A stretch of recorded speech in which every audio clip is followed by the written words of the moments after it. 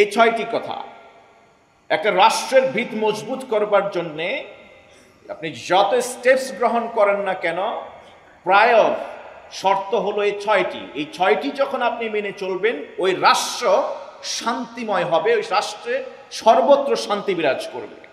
আল্লাহর দিন কায়েমের জন্যে, আল্লাহর সন্তুষ্টি অর্জনকে কেন্দ্র করে তোমরা যে কথা বলবে, এই কথা বলার ক্ষেত্রে আল্লাহ ছাড়া তোমরা কাউকে ভয় পাবা না। শুধুমাত্র দানবীররা, অর্থবিত্তবানরা তাদের সম্পদ থেকে এক অংশ দান করবে এটা নয়, আর গরিবরা দান করবে না তা হতে পারে না। গরিবরা যতই কষ্ট হোক তাদের ওই অংশ থেকে একটু হলেও দান করতে হবে। লান তানালুল বিররা হাত্তা তুনফিকু মিম্মা তুহিব্বুন।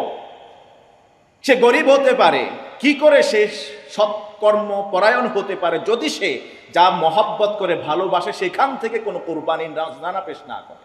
হিজরি সাল এখনো 3 বছর বাকি। নবীজি সাল্লাল্লাহু আলাইহি ওয়াসাল্লামের নবুয়তের 11তম বর্ষের কথা আমরা বলছিলাম। নবুয়তের 11তম বর্ষে মক্কা থেকে 6 জন লোক মিনাতে আসলেন। জামারায়ে আকাবার কাছে এসে তারা শপথ গ্রহণ করলেন, তারা সত্য পথে চলবেন, সত্য কথা বলবেন, আল্লাহর সাথে কাউকে শরীক করবেন না মর্মে তারা প্রতিশ্রুতিবদ্ধ হলেন। 6 জন চলে গেলেন। দীর্ঘ 1 বছর তারা কাজ করেছেন। কাজ করার পরে পরের বছর অর্থাৎ 12তম বর্ষে তারা নবুয়তের 12তম বর্ষে ফিরে আসছেন ডাবল সংখ্যা নিয়ে, 12 জন। ইসলামের ইতিহাসে এই ঘটনাকে বলা হয় বাইআতে আল আকাবাতিল উলা। আকাবা অথবা চুক্তি সম্পাদনের প্রথম ধাপ। এই বৎসরে 12 জন আসছেন মক্কা মদিনা থেকে। তারা এসে বিশ্বনবী সাল্লাল্লাহু আলাইহি ওয়াসাল্লামের উপরে ঈমান আনয়ন করলেন। সহিহ বুখারী মুসলিম এই হাদিস একযোগে বর্ণনা করেছেন সহিহ গ্রন্থে। এই 12 জনের মধ্যে একজন ছিলেন হযরত উবাদা ইবনে সামিত রাদিয়াল্লাহু তাআলা আন। তিনি নিজেই এই ঘটনা বর্ণনা করছেন, যা ইমাম বুখারী নকল করেছেন সহিহ বুখারীতে 3893তম হাদিস হিসেবে। সহিহ মুসলিম এই গ্রন্থে উদ্ধৃত হয়েছে একই হাদিস 1709তম হাদিস হিসেবে। উবাদা ইবনে সামিত রাদিয়াল্লাহু তাআলা আনহু তিনি বলেন, ওই 12 জনের মধ্যে আমি একজন ছিলাম, যে 12 জন আল্লাহ রাসূল সাল্লাল্লাহু আলাইহি ওয়াসাল্লামের হাতে হাত রেখে ওয়াদাবদ্ধ হয়েছিলাম। আমরা 6টি বিষয়ের উপরে প্রতিশ্রুতি দিয়েছিলাম আল্লাহ রাসূল সাল্লাল্লাহু আলাইহি ওয়াসাল্লামকে। এর বিনিময়ে নবীজি সাল্লাল্লাহু আলাইহি ওয়াসাল্লাম আমাদেরকে বললেন, ফা ইন ওয়াফাইতুম ফালাকুমুল জান্নাহ, ফা ইন ওয়াফাইতুম ফালাকুমুল জান্নাহ। তোমরা যদি 6টি ওয়াদা পরিপূর্ণ করতে পারো, এর উপর ইস্তিকামাত থাকতে পারো, অবিচল অটুট থাকতে পারো, পূর্ণতা দিতে পারো এই 6টি বিষয়ের উপরে আমল করে, তাহলে তোমাদের জন্য আমি গ্যারান্টি দিচ্ছি জান্নাতের। সুবহানাল্লাহ। প্রথম, আল্লাহ নুশরিকা বিল্লাহি শাইআ। আমরা ওয়াদাবদ্ধ হয়েছি আল্লাহর সাথে আমরা কাউকে শরীক করব না। ওয়ালা নাসরিকা, আমরা চুরি করব না। ওয়ালা নাজনিয়া, আমরা ব্যভিচার করব না। ওয়ালা নাকতুলা আওলাদানা, আমরা আমাদের সন্তানদেরকে হত্যা করব না। ওয়ালা নাআতিয়া বিহবুহতান, আমরা অপবাদ দেব না, কুৎসার রটাবো না। ওয়ালা নাআসিয়াহু ফি মা'রুফ, কোন সৎ কাজের আদেশ যখন আমরা পাবো, বিশ্ব নবীর ওই আদেশকে আমরা উপেক্ষা করব না, অবাধ্যতা দেখাবো না, তার অবাধ্য হব না। এই 6টি কথা একটা রাষ্ট্রের ভিত মজবুত করবার জন্যে আপনি যত স্টেপস গ্রহণ করেন না কেন, প্রায় শর্ত হলো এই 6টি। এই 6টি যখন আপনি মেনে চলবেন, ওই রাষ্ট্র শান্তিময় হবে, ওই রাষ্ট্রে সর্বত্র শান্তি বিরাজ করবে। নবীজি এখনো মদিনায় হিজরত করে যাননি। যাওয়ার আগেই তিনি মদিনার রাষ্ট্রকে নির্মাণ করবার জন্যে ক্ষেত্র তৈরি করছেন, আদর্শগুলি ছড়িয়ে দিচ্ছেন। 6টি বিষয় যখন একটি রাষ্ট্রের মধ্যে থাকবে, ওই রাষ্ট্রের আর পিছনের দিকে ফিরে তাকানোর কোনো প্রয়োজন নেই। ওই সময় মানুষ কাবা ঘরের ভেতরে 360 মূর্তির পূজা করত।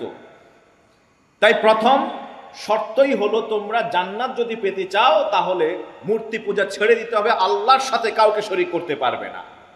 তোমরা এখনো নামাজ পড়ো তোমাদের মতো করে, তোমরা এখনো সাদাকা করো তোমাদের মতো করে, তোমরা এখনো তাওয়াফ করো, সাই করো, হজ করো, কিন্তু তোমাদের মতো করে, ওই তোমাদের মতো করে হবে না। তোমরা তোমাদের রবকে তোমরা স্বীকার করো, আল্লাহর সাথে স্বীকার করার পাশাপাশি তোমরা কাবা ঘরের ভিতরে যে 360 মূর্তি আছে তাদেরও পূজা অর্চনা করো। লিয়ুকাররিবুনা ইলাল্লাহি যুলফা, তোমরা মনে করো আল্লাহর কাছে তারা তোমাদেরকে পৌঁছায় দিবে না।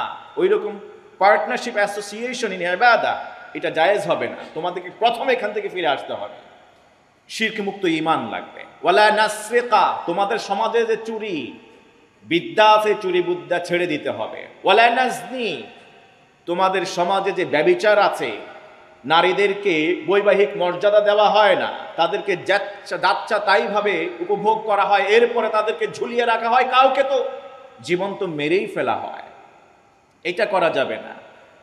এবং ওয়ালা নাকতুলা আউলাদানা, উবাদা ইবনে সামিত রাদিয়াল্লাহু তাআলা আনহু বললেন, আমরা আরো প্রতিশ্রুতিবদ্ধ হলাম যে আমাদের সন্তানগুলোকে জীবন্ত কবর রচনা করতাম। আমরা ওয়াদাবদ্ধ হয়েছি আজকে থেকে আর কোনো সন্তানকে আমরা জীবন্ত কবর দেব না, সুবহানাল্লাহ, তাদেরকে হত্যা করব না। নারী সন্তান জন্মগ্রহণ করলে কন্যা সন্তান তাদেরকে আমরা মেরে ফেলবো না, আমরা ওয়াদাবদ্ধ হলাম। আমরা অপবাদ রটাবো না, আমরা বিশ্বনবীর সৎ কাজের যে আদেশ আছে সেই আদেশকে আমরা কখনো উপেক্ষা করব না, অমান্য করব না। এই 6টি বিষয়ে আমরা ওয়াদাবদ্ধ হলাম। নবীজি সাল্লাল্লাহু আলাইহি ওয়াসাল্লাম বললেন, ফা ইন ওয়াফাইতুম, যদি তোমরা এই 6টা কথা মেনে চলতে পারো, আমার সাথে যে কৃত ওয়াদা তোমরা করেছো সেটা যদি পূর্ণতা দিতে পারো, ফালাকুমুল জান্নাহ, তোমাদের জন্য রয়েছে জান্নাত। এই 6 জন যখন মদিনায় ইয়াসরিবে আবার রওনা করবেন হজ শেষ হওয়ার পরে, তখন তারা বিশ্বনবী সাল্লাল্লাহু আলাইহি ওয়াসাল্লামের দরবারে আসলেন। এই 6 জন থেকে 12 জন নবীজি সাল্লাল্লাহু আলাইহি ওয়াসাল্লামের দরবারে এসে বললেন, ইয়া রাসূলুল্লাহ, গত বছরের অভিজ্ঞতা থেকে আমাদের যেটা বোঝা যায়, দিন সম্পর্কে, ইসলাম সম্পর্কে, মাসালা মাসাইল সম্পর্কে অনেকেই আমাদের কাছে জানতে আসে, কিন্তু আমাদের অজ্ঞতার কারণে, আমাদের পড়াশোনা কম থাকার কারণে, আপনার সাহায্য যে না থাকার কারণে আমরা ওই প্রশ্নগুলির জবাব দিতে পারি না। কোরআন পড়তে অনেকেই আগ্রহ প্রকাশ করে, কিন্তু আমাদের মাঝে ভালো কোরআন পড়তে পারে না। মাসালা মাসাইল জিজ্ঞেস করতে আসে, কিন্তু আমরা জবাব দিতে পারি না।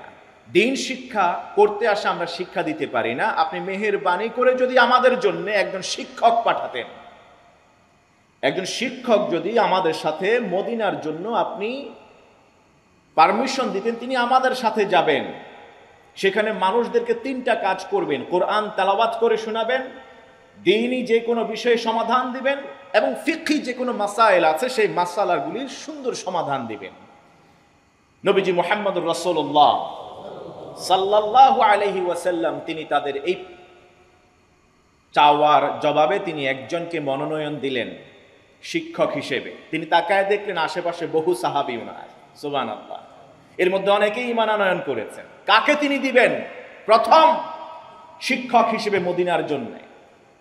কে ওই জায়গাটাকে উর্বর করে তুলতে পারবে? কাকে তিনি পিক আপ করবেন?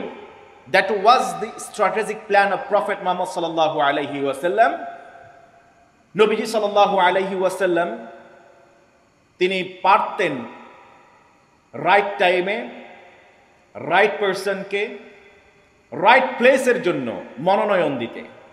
এই জন্যই তো বিশ্ববাসীরা আজও পর্যন্ত বিশ্বনবী সাল্লাল্লাহু আলাইহি ওয়াসাল্লামকে সর্বকালের সর্বশ্রেষ্ঠ লিডার হিসেবে তারা এখনো জ্ঞান করে। He has the managing capacity, he has the managing of the human capital as and when required. যখন যেভাবে দরকার হতো, নবীজি সাল্লাল্লাহু আলাইহি ওয়াসাল্লাম মানুষ জনসংখ্যাকে জনসম্পদে পরিণত করতে পারতেন। আজকের বিশ্বের সবচেয়ে আলোচিত বিষয় জনসংখ্যাকে কিভাবে জনসম্পদে পরিণত করা যায়। সঠিক সময়ে সঠিক জায়গার জন্য সঠিক পদের জন্য সঠিক ব্যক্তিকে পিক আপ করাটা, এটা আল্লাহ রাসূল সাল্লাল্লাহু আলাইহি ওয়াসাল্লামের চেয়ে ভালো পৃথিবীতে আর কেউ পারতেন না, সুবহানাল্লাহ। নবীজি সাল্লাল্লাহু আলাইহি ওয়াসাল্লাম মুসআব ইবনে উমাইর রাদিয়াল্লাহু তাআলা আনহুকে মদিনার শিক্ষক হিসেবে তিনি মনোনয়ন দিলেন। আবু বকর, ওমর, ওসমান, অন্যান্য সাহাবীরা ওনারা থাকা সত্ত্বেও বিশ্বনবী সাল্লাল্লাহু আলাইহি ওয়াসাল্লাম শিক্ষক হিসেবে মুসাইব ইবনে উমাইরকে, যিনি ইয়াংস্টার ছিলেন, সুবহানাল্লাহ। আজকের যুগে দেখেন দাঈ ইলাল্লাহ যারা ইয়াংস্টার, তারা যতটা না ইসলামকে সমৃদ্ধ করছে, বিউটিফুলি তুলে ধরছেন, এটা অনেক সময় অনেকের দ্বারা হয়ে ওঠে নাই। আজকে যে বাংলাদেশে ইসলামের যে একটি জয় জয়কার অবস্থা চলছে, আলহামদুলিল্লাহ, এর পিছনে তরুণ ইয়াংস্টার দাঈ ইলাল্লাহদের ভূমিকা অনস্বীকার্য, অস্বীকার করার কোনো সুযোগ নাই। নবীজি সাল্লাল্লাহু আলাইহি ওয়াসাল্লাম ওই সময় মদিনার জন্য 1 বছর পরে তিনি মদিনায় যাবেন রাষ্ট্রপতি হিসেবে, তার 1 বছর আগে মদিনার শিক্ষক নিয়োগ দিলেন মুসাব ইবনে উমাইরকে, যিনি স্বর্ণের চামচ মুখে দিয়ে জন্মগ্রহণ করেছিলেন। এমন দামি ব্র্যান্ডের পোশাক তিনি পরতেন, ওই সময় মক্কার মানুষ কল্পনাও করতে পারত না। এমন দামি ব্র্যান্ডের তিনি পারফিউম ইউজ করতেন, তখন ওই সময়ের সবচেয়ে সম্পদশালী মানুষরা ইউজ করত না। তিনি যেভাবে চলতেন শান শৌকত নিয়ে, ওই সময়ে মানুষেরা এতটা হ্যান্ডসাম ওয়েতে চলতে হয় এটা মানুষ জানতো না। মুসাইব ইবনে উমাইর রাদিয়াল্লাহু তাআলা গোপনে বিশ্ব নবী সাল্লাল্লাহু আলাইহি ওয়াসাল্লামের উপরে ঈমান আনয়ন করেছেন। তার মা জানেন না, তার চাচা জানেন না, কেউ জানেন না। যখন এটা উন্মোচিত হলো যে তিনি নবীজি মুহাম্মদুর রাসূলুল্লাহ সাল্লাল্লাহু আলাইহি ওয়াসাল্লামের উপরে ঈমান আনয়ন করেছেন, তার শরীর থেকে কাপড় চোপড় সব খুলে নেওয়া হলো, সব সম্পদ থেকে তাকে বঞ্চিত করা হলো, তাকে ঘর থেকে বিতাড়িত করা হলো। নবীজি সাল্লাল্লাহু আলাইহি ওয়াসাল্লামের দরবারে তিনি ফিরে আসলেন একটা বস্তা পরে, একটা বস্তা দিয়ে নিজের লজ্জাস্থানকে আবৃত করে তারপরে তিনি ফিরে আসলেন। সেই মুসাইব ইবনে উমাইর রাদিয়াল্লাহু তাআলা আনহুকে মদিনায় পাঠালেন। উহুদের যুদ্ধে যখন তিনি ইন্তেকাল করলেন, তখন তাকে যে কাফনের কাপড় দেওয়ার মতো সেই কাপড়টা পর্যন্ত পর্যাপ্ত ছিল না। মাথা ঢেকে দিলে পা উন্মোচিত হয়ে যেত, পা ঢেকে দিলে মাথা ফাঁকা থাকতো। বিশ্ব নবী সাল্লাল্লাহু আলাইহি ওয়াসাল্লামের কাছে ফতোয়া চাওয়া হলো, ইয়া রাসূলুল্লাহ, মাথা থেকে পা পর্যন্ত তো মুড়িয়ে দেওয়ার কথা, ওই কাফনের কাপড় তো তার জন্য সাফিসিয়েন্ট এনাফ না, কি করা যায়? নবীজি সাল্লাল্লাহু আলাইহি ওয়াসাল্লাম বললেন, ঠিক আছে, মাথা ঢেকে দাও আর পাটাকে ইজখির ঘাস দিয়ে মুড়িয়ে দাও, পেঁচিয়ে দাও, এইভাবে করে তাকে দাফন করে দাও। মুসাইব ইবনে উমাইর রাদিয়াল্লাহু তাআলা আনহু was the right man for the right time, for the right place and for the right post as well. নবীজি তাকে পাঠালেন সেখানে। মাত্র 1 বছর পরে যখন তিনি ফিরে আসলেন, তার সাথে কাফেলা ছিল 75 জন ইমানদার মানুষ। 12 জন গিয়েছেন, 75 জন ফিরে আসছেন। মদিনার মানচিত্রের রূপরেখা পরিবর্তনকারী বিশ্বনবী সাল্লাল্লাহু আলাইহি ওয়াসাল্লাম যাকে শিক্ষক হিসেবে পাঠিয়েছিলেন, এর মধ্যে 73 জন ছিলেন পুরুষ এবং 2 জন আনসারি মহিলা নারী সাহাবী পর্যন্ত। ওই 75 জনের মধ্যে 1 বছর পরে এসে বিশ্বনবী সাল্লাল্লাহু আলাইহি ওয়াসাল্লামের উপরে ঈমান আনয়ন করলেন এবং তারা সেখানে আবার আরেকটি চুক্তিতে আবদ্ধ হলেন। তারা এসে আল্লাহ রাসূল সাল্লাল্লাহু আলাইহি ওয়াসাল্লামকে বললেন, এটি হিজরি 13তম বর্ষ, নবুয়তের 13তম বর্ষে তারা হজের সময়, হজের মৌসুমে এসে সেই জামারায়ে আকাবার, কি বলা হয়, মিনায় জামারায়ে আকাবার, ওখানে এসে তারা আল্লাহ রাসূল সাল্লাল্লাহু আলাইহি ওয়াসাল্লামের কাছে আসলেন। আসার পরে তারা এসে বললেন, আলামা নুবাইউকা ইয়া রাসূলুল্লাহ, আলামা নুবাইউকা ইয়া রাসূলুল্লাহ, ইয়া রাসূলুল্লাহ, গত বছর 12 জন তো এখান থেকে চুক্তিবদ্ধ হয়েছি, আমরা 6টা কাজ করব না, ছেড়ে দিয়েছি। এই বছর আমরা এসেছি 75 জন, আমরা এবার এই বছর কি চুক্তিতে আবদ্ধ হব? নতুন কোনো চুক্তি আসবে, কোনো ক্লজ যুক্ত হবে কিনা, নাকি আগের গুলাই মেনে চলবো? নবীজি সাল্লাল্লাহু আলাইহি ওয়াসাল্লাম এবার বললেন, না, তুবাইউনি আলা সামঈ ওয়া তাআ, তোমাদের জন্য আরো 6টি বিষয়ে আমি তোমাদেরকে চুক্তিবদ্ধ করতে চাই। আগের 6টি তো আছেই, নতুন করে আরো 6টি। আগের 6টির কথা মনে আছে আপনাদের? 1 নাম্বার, শিরক করা যাবে না। 2 নাম্বার, চুরি করা যাবে না। 3 নাম্বার, ব্যভিচার করা যাবে না। 4 নাম্বার, সন্তান হত্যা করা যাবে না। 5 নাম্বার, অপবাদ দেবে না। 6 নাম্বার, ভালো কাজে আদেশ করলে অবাধ্যতা করব না। এই 6টি। এবারে তিনি বললেন আরো 6টি বিষয়ে তোমাদেরকে চুক্তিবদ্ধ হতে হবে। এটা হলো বাইআ আল আকাবা আত-তানিয়া, দ্বিতীয় আকাবার শপথের কথা। নবীজি বললেন আলা সামিআ ওয়া তাআ, তোমরা আমার কথা শুনবে, সেটা মেনে চলবে, কথার অবাধ্য হতে পারবে না। সুবহানাল্লাহ। কোনো প্রশ্ন তুলতে পারবে না, আমি যা যেভাবে বলবো ঠিক সেভাবে মানতে হবে। সামিআনা, আমরা শুনছি, ওয়া আতাআনা, আমরা মেনে নিলাম, আনুগত্য করলাম। এখানে আর কোনো কিল ও কাল, যদি কিন্তু, বাট ইফ চলবে না। তারা বললেন ঠিক আছে ইয়া রাসূলুল্লাহ, জীবন বাজি রেখে হলেও আপনার নির্দেশনার বাইরে আমরা যাব না। ওয়া আলান নাফাকাতি ফিল উসরি ওয়াল ইউসর, কাঠিন্যতার সময়, সহজতার সময়, সমৃদ্ধির সময়, দুর্বলতার সময়, কিংবা তোমার সচ্ছল অসচ্ছল উভয় অবস্থায় আল্লাহর রাস্তায় দান করতে হবে। তোমাদের সম্পদ প্রস্তুত করে রাখো, ওই সম্পদ আল্লাহর রাস্তায় দান করতে হবে। যার সম্পদ ঢের আছে সে তো দান করবেই, যার সম্পদ নাই, কঠিন জীবন নির্বাহ করা, তাকেও দান করতে হবে। শুধুমাত্র দানবীররা, অর্থবিত্তবানরা তাদের সম্পদ থেকে এক অংশ দান করবে এটা নয়, আর গরিবরা দান করবে না তা হতে পারে না। গরিবরা যতই কষ্ট হোক তাদের ওই অংশ থেকে একটু হলেও দান করতে হবে। লান তানালুল বিররা হাত্তা তুনফিকু মিম্মা তুহিব্বুন। সে গরিব হতে পারে, কি করে সে সৎকর্ম পরায়ণ হতে পারে যদি সে যা মহব্বত করে ভালোবাসে সেখান থেকে কোনো কুরবানির রাজনানা পেশ না করে। এই জন্য আল্লাহর ভালোবাসা পেতে হলে, সৎকর্মশীল হতে হলে, আমার যেটা ভালোবাসার, যেটা মহব্বতের, যেটা পছন্দনীয়, সেখান থেকে কিছু না কিছু হলেও, নাই সেখান থেকে একটু হলেও, একটা খেজুর 3 ভাগ করে 1 ভাগ, এছাড়া আর কিছুই নাই জীবন নির্বাহের জন্য। পুরোটা না খাই, কিছু হলেও আল্লাহর রাস্তায় দিই। এই দানটাই আল্লাহ তাআলার কাছে সবচেয়ে প্রিয় দান। সুবহানাল্লাহ। দ্বিতীয় শর্ত হলো তোমরা সচ্ছলতা অসচ্ছলতা উভয় অবস্থায় আল্লাহর রাস্তায় দান করবে। তারা বলেন হ্যাঁ ইয়া রাসূলুল্লাহ, ঠিক আছে। তৃতীয়, ওয়া আলাল আমরি বিল মারুফ ওয়ান নাহি আনিল মুনকার। আলাল আমরি বিল মারুফ ওয়ান নাহি আনিল মুনকার, তোমাদেরকে যে জন্য আল্লাহ তাআলা সৃষ্টি করেছেন, মনোনীত করেছেন, বেস্ট নেশন হিসেবে, শ্রেষ্ঠ উম্মত হিসেবে, খায়রা উম্মাহ হিসেবে, উখরিজাত লিন-নাস লিমানফাআতিন নাস, মানুষের প্রভূত কল্যাণ সাধন করবার জন্য। বিল আল আমর বিল মারুফ ওয়ান নাহি আনিল মুনকার, তা'মুরুনা বিল মারুফ ওয়া তানহাউনা আনিল মুনকার, তোমরা সৎ কাজের আদেশ করবে, অসৎ কাজে বাধা দিবে। সৎ কাজের আদেশ করনেওয়ালা বহুত মানুষ পাওয়া যায়, অসৎ কাজে বাধা দেওয়ার মানুষের বড়ই অভাব।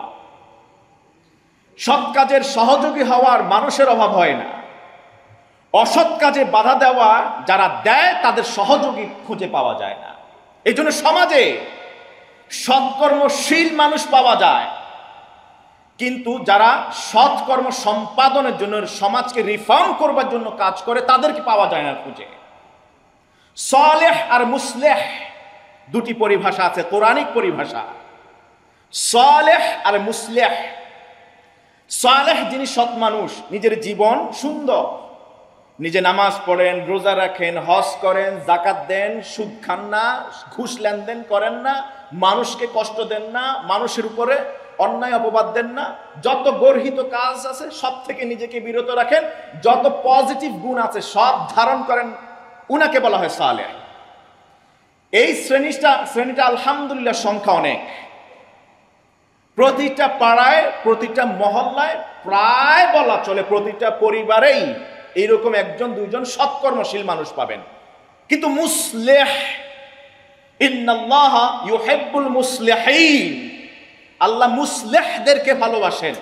মুসলিহকে যে রিফর্ম করেন, যিনি নেতৃত্ব দেন সংস্কারের ক্ষেত্রে, যিনি অগ্রণী ভূমিকা পালন করেন, তাকে মুসলিহ বলা হয়।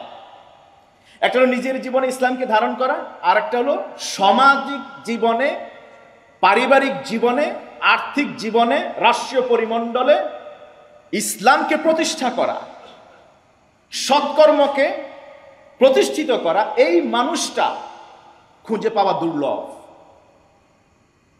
আপনি সৎকর্মশীল পাবেন, কিন্তু সৎকর্ম ছড়িয়ে দেওয়া, প্রতিষ্ঠা করা মানুষ পাবেন না, খুব কম পাবেন। আপনি যতক্ষণ পর্যন্ত সালেহ থাকবেন ততক্ষণ পর্যন্ত আপনার উপর কোনো বিপদ বালা মুসিবত আসবে না। আপনি যখন মুসলিহ হতে যাবেন তখনই দেখবেন আপনার প্রতি কদমে কদমে বাধা। সৎকর্মশীল হয়ে চলা খুব সহজ।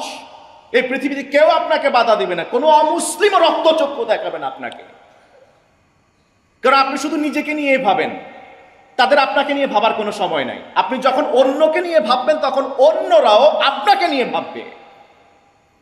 যারা ইসলামের বিরোধিতা করে তারা আপনাকে নিয়ে ভাববে কিভাবে আপনাকে দমিয়ে দেয়া যায়। সালেহ আর মুসলিহের মধ্যে মূলত এই পার্থক্য। আমরা কি সালেহ হতে চাই নাকি পাশাপাশি মুসলিহ হতে চাই?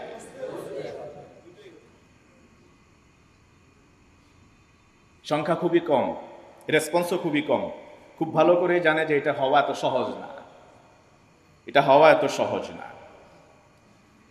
আল আমর বিল মারুফ ওয়ান নাহি আনিল মুনকার, সৎ কাজের আদেশ, অসৎ কাজে বাধা, এটা তোমরা দিবে, এটা হলো তোমাদের তৃতীয় কাজ। ওয়ান ওয়ালা আন তাকুলু ফিল্লাহি লা তাখুযুকুম লাউমাতু লাইম, তোমাদের চতুর্থ যে চুক্তিতে রয়েছে, শর্ত আরোপ করছি, সেটা হলো তোমরা আল্লাহর ওয়াস্তে, আল্লাহর দিন কায়েমের জন্য, আল্লাহর সন্তুষ্টি অর্জনকে কেন্দ্র করে তোমরা যে কথা বলবে, এই কথা বলার ক্ষেত্রে আল্লাহ ছাড়া তোমরা কাউকে ভয় পাবা না। চিন্তা করে দেখছেন, নবীজি খুব ভালো করে রিড আউট করতেন। ইয়াসরিবে যাচ্ছে, সেখানে বনু কুরাইজার 3টা ইহুদি বড় বড় গোত্র, বলা চলে 50% বেশি ইহুদি তখন মদিনায়। একটা কি বলা হয়, মাত্র উঠতে যাওয়া ইসলামের একটা চারা গাছকে তারা সমূলে নষ্ট করে দিতে চাইবে। ওই সময় যে মুসলমান যে 72 জন তারা চুক্তিবদ্ধ হচ্ছে, তাদের ভূমিকা নিয়ে আল্লাহ রাসূল সাল্লাল্লাহু আলাইহি ওয়াসাল্লাম আগেই বলে দিচ্ছেন, খবরদার, তোমরা যখন ইসলামের পক্ষে কথা বলতে যাবে, মুসলিহ হতে যাবে, দ্বীনের দাওয়াত দিতে যাবে, তখন অমুসলিম ইহুদিরা তোমাদের উপরে সাওয়ার হবে। ওই সময় তোমরা এমন বলিষ্ঠ ভূমিকা পালন করবে, আল্লাহকে ছাড়া আর কাউকে তোমরা ভয় পাবে না। সুবহানাল্লাহ। তারা বললেন, হ্যাঁ ঠিক আছে, এটাও আমরা মেনে নিলাম। ওয়ালা আন তানসুরুনি ইযা কাদিমতু আলাইকুম ইয়াসরিবা, পঞ্চম শর্ত হলো আমি যখন মদিনায় আসব, ইয়াসরিবে আসব। সুবহানাল্লাহ। হিজরতের কথা 1 বছর আগে তিনি বলে দিচ্ছেন, হিজরতের কথা 1 বছর আগে 72 জনকে বলে দিচ্ছেন, আমি যখন মদিনায় আসব ইয়াসরিবে, পূর্ববর্তী নাম ইয়াসরিব, আন তানসুরুনি ইযা কাদিমতু আলাইকুম ইয়াসরিবা, আমি যখন ইয়াসরিবে আসব তোমরা আমাকে সাহায্য সহযোগিতা করবে। এইরকম না যে রক্ত যখন দিয়েছি রক্ত আরো দিব, তবে আমারটা না আপনাদেরটা,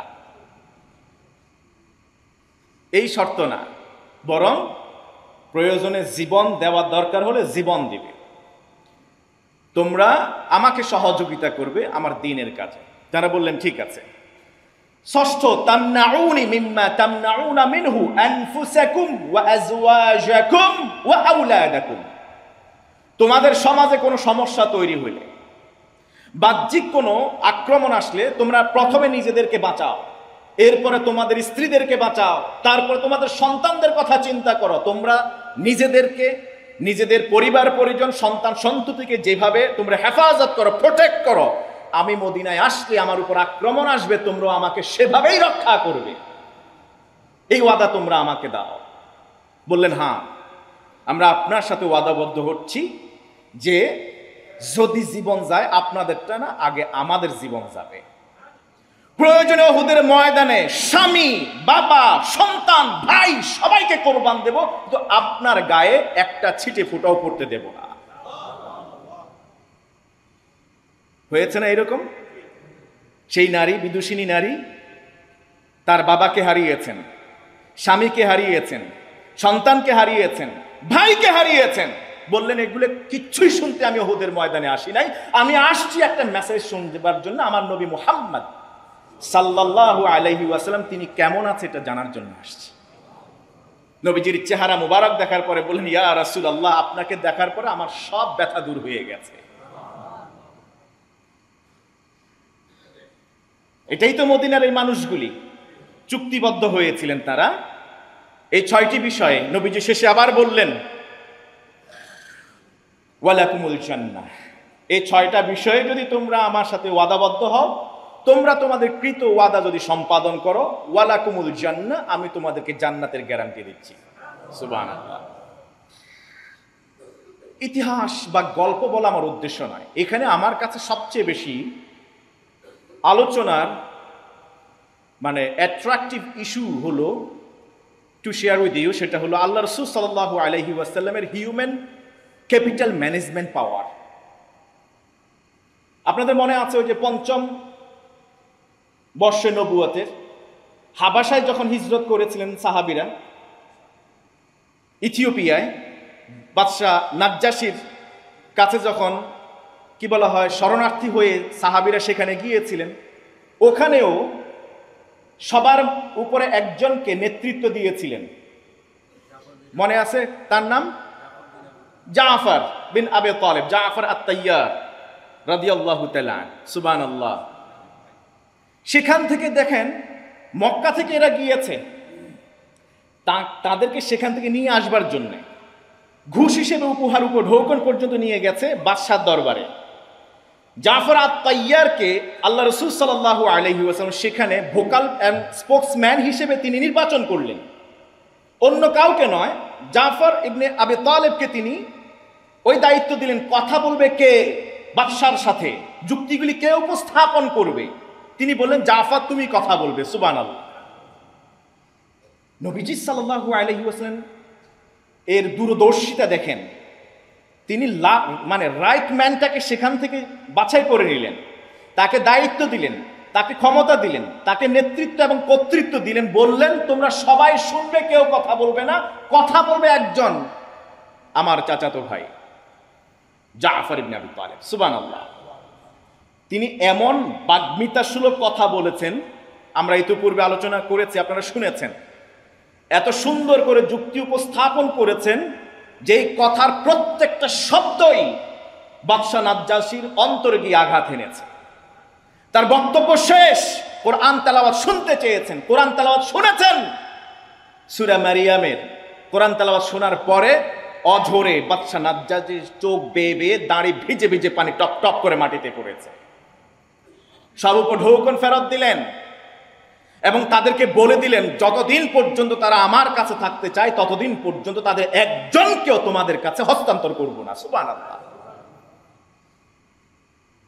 এটা হলো নবীজি সাল্লাল্লাহু আলাইহি ওয়াসাল্লামের ম্যানেজিং ক্যাপাসিটি। তিনি ভবিষ্যৎ দেখতেন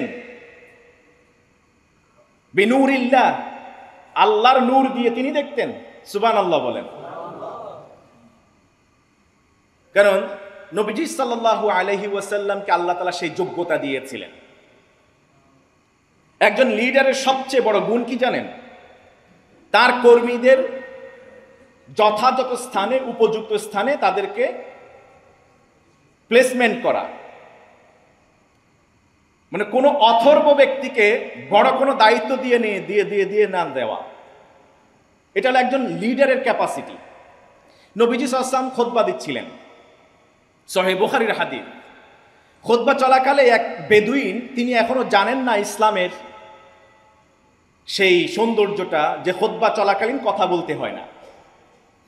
খুব দূর গ্রাম থেকে তিনি আসলেন, বেদুইনের মানুষটা এসে বললেন মাতা সাআ ইয়া রাসূলুল্লাহ, ইয়া রাসূলুল্লাহ কিয়ামত কখন হবে? নবীজি তার খুতবা চালিয়ে গেলেন। তো সাহাবীরা আবার নিজেরা ভাবছেন, কেউ ভাবছেন যে আল্লাহ রাসূল মনে হয় তার এই প্রশ্ন শুনেন নাই, আবার কেউ ভাবছেন নবীজি হয়তো কিয়ামত কখন হবে সেটা তিনি জানেন না, বিধায় জবাব দিচ্ছেন না। আবার কেউ ভাবছেন যে নবীজি সাল্লাল্লাহু আলাইহি ওয়াসাল্লাম হয়তো বা রাগ করেছেন, কারণ এই সময় তো কথা বলা নিষেধ, এই জন্য রাগ করে তিনি তার প্রশ্নের জবাব দিচ্ছেন না। যথারীতি তিনি আলোচনা শেষ করলেন। খুতবা শেষ করার পরে রাসূলুল্লাহ সাল্লাল্লাহু আলাইহি ওয়াসাল্লাম বললেন মানি সাইল, সে মানুষটা কই যে প্রশ্ন করেছিল? তিনি বললেন হা আনা ইয়া রাসূলুল্লাহ। বেদুইন লোকটা এবারে সৎ সাহসের সাথে দাঁড়িয়ে বললেন ইয়া রাসূল, আমি সেই মানুষটা প্রশ্ন করছিলাম কিয়ামত কখন হবে।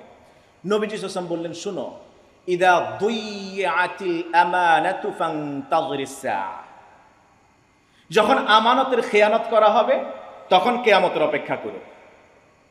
অর্থাৎ কেয়ামতের আলামতের মধ্যে একটা হলো আমানতের যখন খেয়ানত করা হবে। সাহাবীরা এটার রহস্য বুঝলেন না।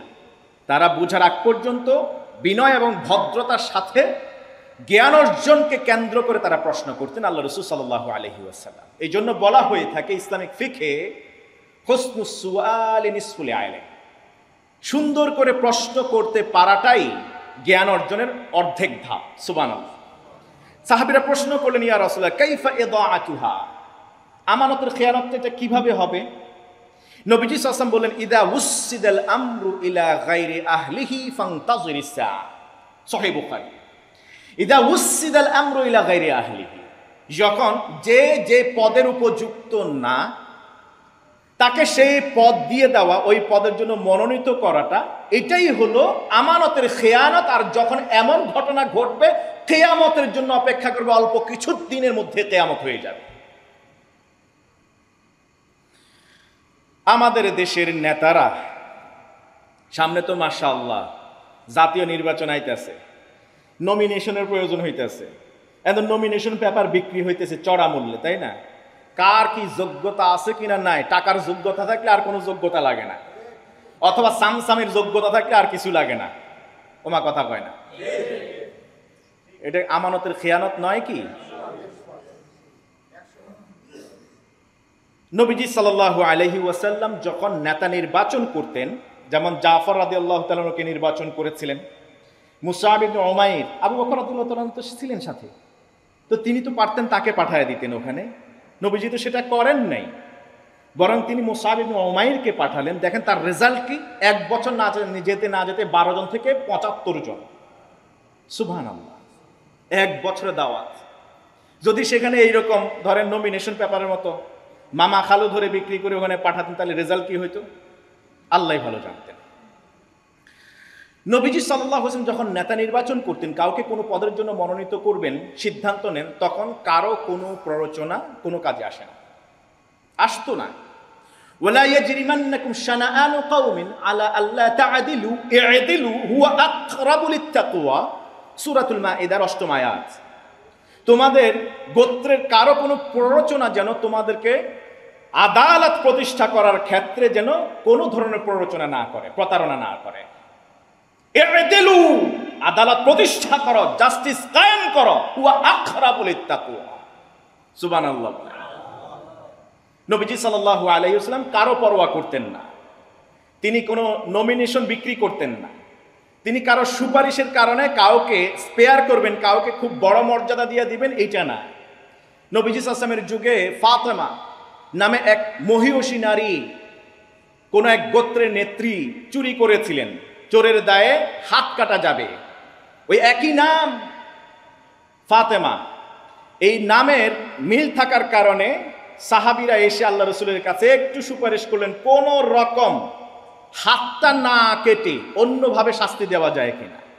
নবীজি সাল্লাল্লাহু আলাইহি ওয়াসাল্লাম বলেন, লাউ কানাত ফাতেমা বিনতু মুহাম্মাদিন সারাকাত লা কাতাআতু ইয়াদাহা, আজকে এই ফাতেমার জায়গায় যদি আমার ফাতেমা চুরি করত, আমি তারে না না না হাত কাটতাম না। হ্যাঁ, জাস্টিস শুরু করতে হয় নিজেকে দিয়ে, ঠিক কিনা বলেন? জাস্টিস শুরু করতে হয় নিজেকে দিয়ে, নিজের পরিবারকে দিয়ে শুরু করতে হয়। যদি আজকে ওই ফাতেমার জায়গায় আমার ফাতেমা হতো, আমি তার হাত কেটে ফেলতাম। সুবহানাল্লাহ। নবীজি সাল্লাল্লাহু আলাইহি ওয়াসাল্লাম বসা, আবু বকর ওমর রাদিয়াল্লাহু আনহু দুইজন দুই পাশে বসা। এই দুইজন সাহাবী তো তাদের কদর, মর্যাদা, মর্তবা, ফজিলত আমরা জানি। দুইজন দুই পাশে বসা। বনি তামিম গোত্র আসছে, সেখানে লিডারকে নির্বাচিত হবে, কাকে লিডার বানানো হবে, তাদের নেতা নির্বাচনের ক্ষেত্রে ওমর রাদিয়াল্লাহু তাআলা একজনের নাম প্রস্তাব করলেন, আরেকজনের নাম প্রস্তাব করলেন আবু বকর সিদ্দিক রাদিয়াল্লাহু তাআলা। এই হাদিস সহিহ বুখারীর 4845তম হাদিস। নবীজি সাল্লাল্লাহু আলাইহি ওয়াসাল্লাম শুনছেন, আবু বকর বললেন, ইয়া রাসূলুল্লাহ, আকরা ইবনে হাবিসকে নেতা বানায় দেন তাদের, উনি ভালো হবেন তাদের জন্য, আমার দৃষ্টিতে উনি ভালো হবেন। ওমর বললেন, না ইয়া রাসূলুল্লাহ, আবু বকর যেটা বলছেন এটা নন, বরং আরেকজনের নাম প্রস্তাব করলেন, হাদিসে তার নাম নেই। বর্ণনাকারী সাহাবী বললেন, তিনি কার নাম প্রস্তাব করলেন এটা আমি ভুলে গেছি, বিধায় আমরাও জানি না। সুবহানাল্লাহ বলেন। এর বাড়তি বলার সুযোগ আছে না, এখানেই হলো মন গড়া বানায় দেয়া। এই জন্য নবীজি সাল্লাল্লাহু আলাইহি ওয়াসাল্লাম বললেন, যদি কোনো ব্যক্তি আমার নামে কোনো কথা চালায় দেয় অথচ সেটা আমি বলি নাই, ফালিয়াতাবাওয়া মাকআদাহু মিনান নার, সে যেন জীবদ্দশায় তার স্থান জাহান্নামে করে নেয়। আল্লাহ আমাদেরকে হেফাজত করুন। এখানে সাহাবীরা বললেন নাম ভুলে গেছি, অতএব নাম ওনারা বলেন নাই, আমরা আর বলতে পারি না। দুইজন আবু বকর ওমর দুইজনের নাম প্রস্তাব করেন। একজনের নাম ছিল ক্যান্ডিডেট আকরা ইবনে হাবিস রাদিয়াল্লাহু তাআলা। ওমর একটু ক্ষেপে গেলেন, আওয়াজটা একটু বড় হয়ে গেল, বললেন, ইয়া রাসূলুল্লাহ, আবু বকর খালি আমার সব কথায় বাধা দেয়। নাউজুবিল্লাহ বলেন। নবীজি মনে হয় কোনো একজনের কথা শুনে নিলেন, না আবু বকর নরম দিলের মানুষ, তার কথা শুনি, না ওমর যেহেতু এখানে গরম হয়ে গেছে ওর কথা মানি। হয়েছে? জিবরিল আলাইহিস সালাম হাজির। সূরাতুল হুজুরাত এর দ্বিতীয় আয়াত নিয়ে, ইয়া আইয়ুহাল্লাযীনা আমানু লা তারফাউ আসওয়াতাকুম ফাওকা সাওতিন নাবিয়্যি ওয়া লা তাজহারু লাহু বিল কওলি কাজহরি বা'দিকুম লিবা'দিন আন তাহবাতা আ'মালুকুম ওয়া আনতুম লা তাশউরুন। খবরদার, কার সামনে বসে তোমরা কথা বলছো? কার সামনে বসে তোমরা উঁচু আওয়াজে কথা বলছো? জানো তিনি কে? He is guided and directed and instructed by ওয়াহি। যাকে আমি আল্লাহ তাআলা নির্দেশ করলে তারপরে তিনি কদম ফেলেন। সুবহানাল্লাহ। নিজে থেকে যেচে কোনো সিদ্ধান্ত নেন না। খবরদার, তার সামনে তোমরা উঁচু আওয়াজে কথা বলবে না। যেমনি ভাবে তোমরা পরস্পরের সাথে কথা বলে থাকো, উনার উপস্থিতিতে তোমাদের গলার আওয়াজ, টোন টিউন যেন বড় না হয়। যদি হয়ে থাকে আন তাহবাতা আমালুকুম, জীবনের সব আমল বরবাদ। ওয়া আনতুম লা তাশউরুন, হাসরের ময়দানে উঠায় দেখবে কিছুই নেই। কোত্থেকে কিভাবে গেল, সব খালি হয়ে গেল ধনভাণ্ডার, আমলের ধনভাণ্ডার, তোমরা টেরও পাবা না। ওমর এরপরে কথা এত নিচু আওয়াজে বলতেন, বিশ্বনবীর দরবারে এসে নবীজি একবার দুইবার জিজ্ঞেস করা লাগতো, ওমর কি বলছো যেন? সুবহানাল্লাহ। মনোনয়নের ক্ষেত্রে তিনি কারো উস্কানি, প্ররোচনা, সুপারিশ এটাকে তিনি গ্রহণ করতেন না। কেউ যদি মনোনয়ন চাইতেন, আলবাত তাকে তিনি মনোনয়ন দিতেন না। ইসলামিক স্টেটের অন্যতম একটি শর্তই হলো, কেউ যদি নিজে পদ দাবি করে, এই দাবি করাটা হলো তার ইনক্যাপাসিটির প্রথম ধাপ। He is not fit for that post. আবু যর আল গিফারি রাদিয়াল্লাহু তাআলা বহু হাদিস, তার বহু ঐশ্বর্যের কথা শুনেছেন, তার অনেক অবদান আর কন্ট্রিবিউশনের কথা আপনারা শুনবেন। আবু যর আল গিফারি রাদিয়াল্লাহু তাআলা, হাদিস সহিহ বুখারী। নবীজির দরবারে এসে দেখলেন আল্লাহ রাসূল সাল্লাল্লাহু আলাইহি ওয়াসাল্লাম মদিনায় যাওয়ার পরে ইসলামিক স্টেট তিনি সরকারি কাজ দায়িত্ব সবাইকে বন্টন করে দিচ্ছেন, ভাগ করে দিচ্ছেন। আবু যর আল গিফারি অনেকক্ষণ ধরে অপেক্ষা করলেন, ভাবলেন উনাকেও একটা দপ্তরের দায়িত্ব দেওয়া হবে। নবীজি সাল্লাল্লাহু আলাইহি ওয়াসাল্লাম তার নাম একবারও নেন নাই, মনোনয়ন আসে নাই। তিনি আল্লাহ রসুলের কাছে বললেন, ইয়া রাসূল আল্লাহ তাস্তামিলুনি, ইয়া রাসূলুল্লাহ, আমারে কি একটা দায়িত্ব দেওয়া যায় না? আমারে কি কোনো একটা দপ্তর দেওয়া যায় না? সবাই একটা একটা দিতেছেন, আমারে কি একটা দেওয়া যায় না? আমি তো I am fit for this post, you can consider. নবীজি সাল্লাল্লাহু আলাইহি ওয়াসাল্লাম বললেন, সুবহানাল্লাহ। আবু হুরায়রা রাদিয়াল্লাহু তাআলা তিনি হাদিস বর্ণনা করছেন, এবং পরবর্তীতে আবু যর তিনি নিজেই ঘটনা তুলে ধরেছেন।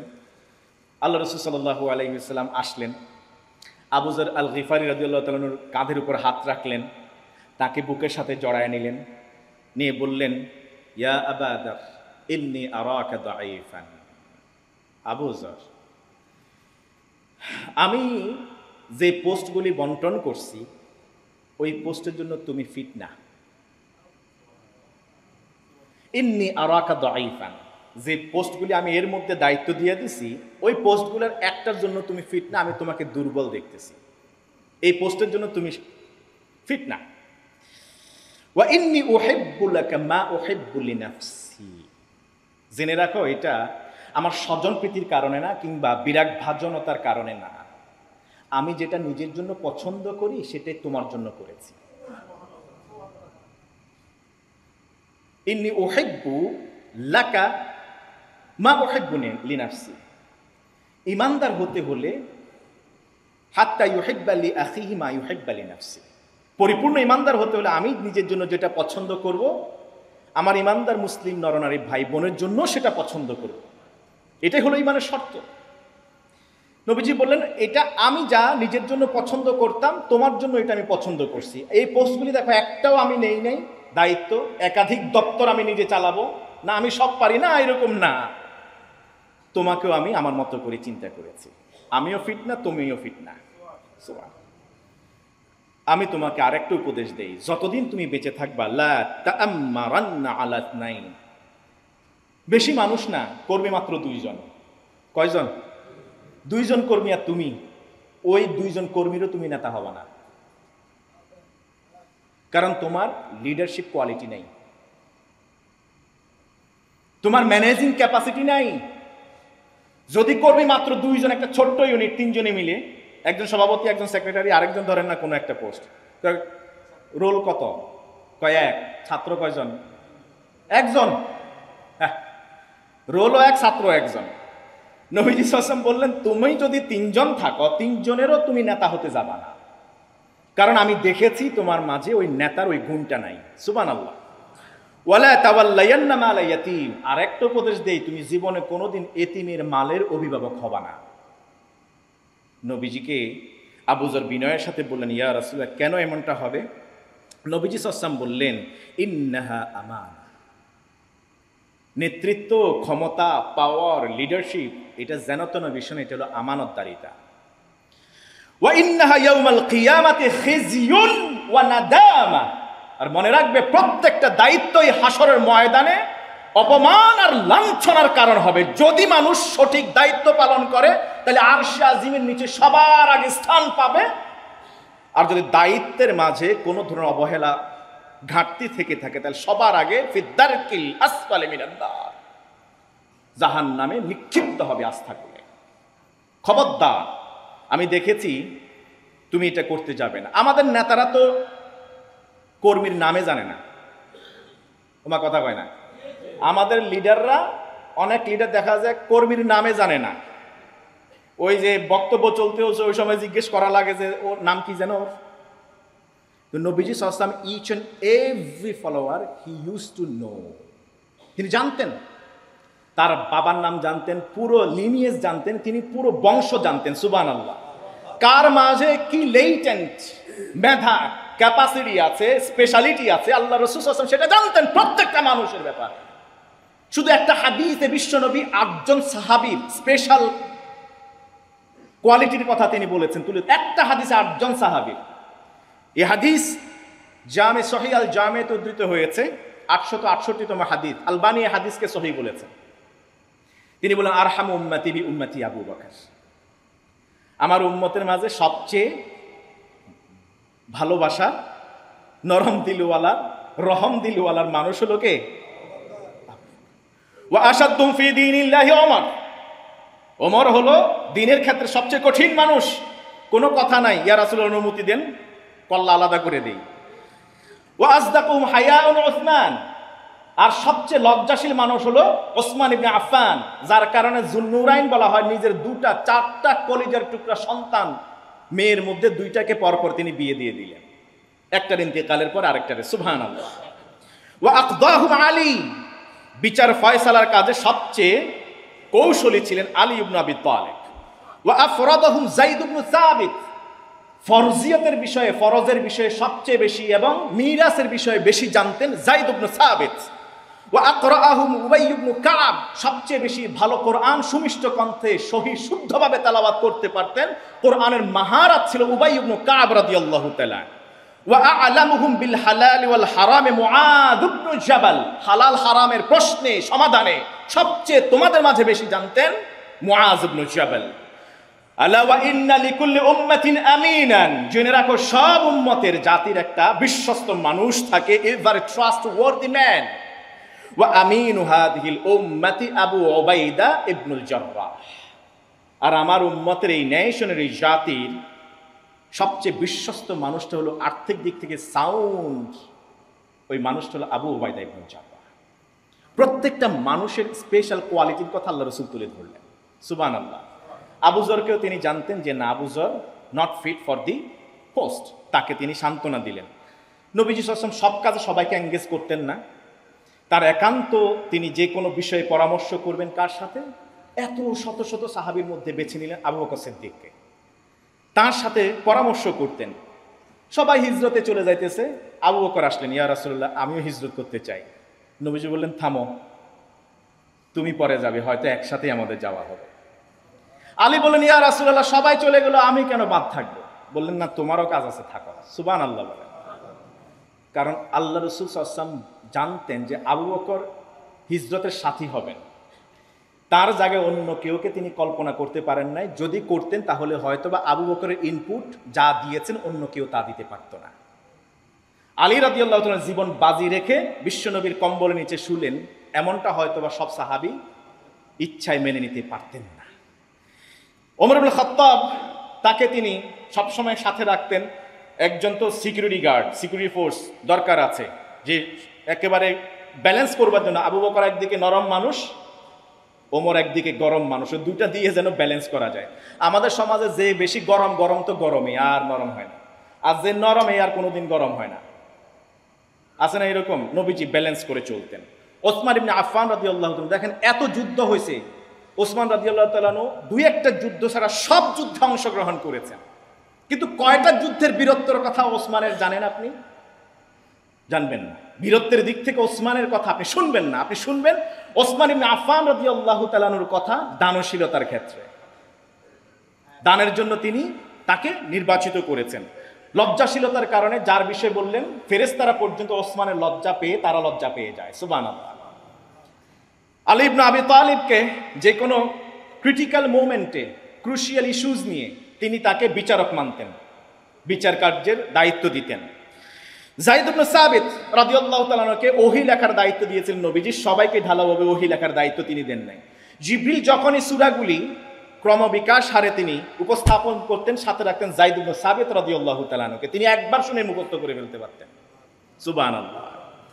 এই জন্যই তো আজকে যে কোরআনের যে ক্রমিক ধারা, কোনোটা আগে কোনোটা পরে, মাক্কি মাদানী আগে পরে হয়েছে, বিশ্বনবী সাল্লাল্লাহু আলাইহি ওয়াসাল্লামকে জিবরিল আলাইহিস সালাম বললেন কোরআনে কোথায় কোন সূরাটা কত নম্বরে হবে। নবীজি যায়েদ ইবনে সাবিতকে বলেছেন, যায়েদ ইবনে সাবিত মুখস্থ করেছেন। বিশ্বনবীর ইন্তেকালের পরে ওসমান ইবনে আফফান রাদিয়াল্লাহু তাআলার নেতৃত্বের সময় যখন কোরআনকে জমা করা হলো, তখন ওই যে ক্রম ধারাগুলো ঠিক করা হলো বিশ্বনবী সাল্লাল্লাহু আলাইহি ওয়াসাল্লামের কাছ থেকে, নাকলান আনহু মুতাওয়াতিরান বিলা শুবহা। মুতাওয়াতার সনদে আল্লাহ রাসূল সাল্লাল্লাহু আলাইহি ওয়াসাল্লামের কাছ থেকে কোরআনের সূরাগুলির ক্রমবিকাশ ধারা কোনটার পর কোনটা হবে, সেটা ওইটা বিশ্বনবীর সুন্নাহর একটা অংশ। সুবহানাল্লাহ। এই জন্য কোরআন সালাতের মধ্যে উপর থেকে নিচের দিকে পড়া এটা হলো মুস্তাহাব, নিচের থেকে উপরে পড়া এটা হলো গায়রে মুস্তাহাব, মাকরুহ। নামাজ হয়ে যাবে কিন্তু মাকরুহ হবে। মুআজ ইবনে জাবালের কথা আমরা বললাম, তাকে তো ইয়ামেনের গভর্নর করে আল্লাহ রাসূল মনোনয়ন দিয়েছিলেন, অন্য কাউকে দেন নাই। আব্দুর রহমান ইবনে আউফের কথা জানেন, তিনি জান্নাতের শুভ সংবাদ পেয়েছেন দানশীলতার কারণে। খালিদ ইবনে ওয়ালিদের কথা আপনারা জানেন, সেনাপতি হিসেবে। সুবহানাল্লাহ, আল্লাহু আকবার। আব্দুল ইবনে মাসউদ, তিনি রাইসুল ফুকাহা ছিলেন, মাসালের ক্ষেত্রে সবাই তার দ্বারস্থ হতেন। আব্দুল ইবনে আব্বাস কোরআনের তাফসীর তিনি ভালো জানতেন, তাকে রাইসুল মুফাসসিরিন বলা হয়। এভাবে করে বেলাল ইবনে রাবাহ, আজানের জন্য তার কণ্ঠ যদিও সুন্দর ছিল না, উচ্চারণে যদিও ঝামেলা ছিল, তারপরেও বেলাল ইবনে রাবাহকে আল্লাহ রাসূল সাল্লাল্লাহু আলাইহি ওয়াসাল্লামের মুআদ্দিনুর রাসূল বলা হয়। সুবহানাল্লাহ। হাসসান ইবনে সাবিত, একটা তিনি মিডিয়া সেল তৈরি করেছিলেন। হাসসান ইবনে সাবিতকে সেই মিডিয়া সেলের প্রধান বানিয়েছিলেন। ওই সময়ে অ্যারাবিক লিটারেচার দিয়ে মানুষের তিরস্কার করা হতো। আল্লাহ রাসূল সাল্লাল্লাহু আলাইহি ওয়াসাল্লাম হাসসান ইবনে সাবিত, শায়রুর রাসূল, রাসূলের কবিকে মনোনয়ন দিলেন যাতে করে তিনিও কবিতা রচনা করেন। কাব ইবনে আশরাফকেও আল্লাহ রাসূল সাল্লাল্লাহু আলাইহি ওয়াসাল্লাম কবি হিসেবে তিনি পরিচয় করিয়ে দিলেন। তারা মিডিয়া সেলের দায়িত্বে ছিলেন, তারা তাদের এই যোগ্যতা দিয়ে, সাহিত্য দিয়ে অমুসলিমদের জবাব দিতেন। সুবহানাল্লাহ। হুযায়ফা ইবনুল ইয়ামান, নবীজি সাল্লাল্লাহু আলাইহি ওয়াসাল্লাম যখন 40 জন মুনাফিকের লিস্ট কার কাছে দিয়ে যাবেন, কাকে নির্বাচন করা যায়, আবু বকর, ওমর, ওসমান, আলী, হামজা, কাকে দেয়া যায়, নবীজি দিয়ে গেলেন হুযায়ফা ইবনুল ইয়ামানের কাছে। সুবহানাল্লাহ। মিকদাদ ইবনুল আসওয়াদ, এভাবে করে সাহাবীদের জীবনী আপনি দেখেন। আল্লাহ রাসূল সাল্লাল্লাহু আলাইহি ওয়াসাল্লাম প্রত্যেকটা সাহাবীর বায়োগ্রাফি জানতেন, প্রত্যেকটা সাহাবীর বংশ পরম্পরা জানতেন, প্রত্যেকটা সাহাবীর মধ্যে কি সুপ্ত মেধার জ্ঞান আছে সেটা তিনি পিক আপ করতেন এবং সে অনুযায়ী সাহাবীদেরকে পদায়ন করতেন। সুবহানাল্লাহ। কারো কোনো পরামর্শে কিংবা নির্দেশনে আল্লাহ রসুল সাল্লাল্লাহু আলাইহি ওয়াসাল্লাম এটা করতেন না। এটা ছিল আমাদের মূল আজকের টপিকস। আল্লাহ সুবহানাহু ওয়া তাআলা আমাদেরকে, আমাদের নেতাদেরকে সঠিক পদের জন্য, সঠিক অবস্থানের জন্য, সঠিক সময়ে সঠিক মানুষটাকে নির্বাচন করার তৌফিক দান করুন। নেতারা যেন শুধু টাকার লোভে পড়ে কিংবা ক্ষমতার জোরে, আত্মীয়তা সম্পর্কের কারণে যেন কাউকে কোনো পদে নির্বাচিত না করেন, মনোনয়ন না দেন। যদি এমনটা করা হয়ে থাকে, যোগ্যতাহীন যদি কাউকে যদি কোনো উপযুক্ত জায়গায় অনুপযুক্ত ব্যক্তিকে যদি নমিনেশন দেওয়া হয়, সেক্ষেত্রে এটা হলো আমানতের খেয়ানত। আর যখন আমানতের খেয়ানত হবে তখন কেয়ামত সংগঠিত হবে। আর কেয়ামত হওয়ার আগে ছোট অনেক কেয়ামত হয়ে যাবে, যেটা ইতোপূর্বে আপনারা দেখেছেন বাংলাদেশে কি হয়েছে। আল্লাহ তাআলা আমাদেরকে হেফাজত করুন।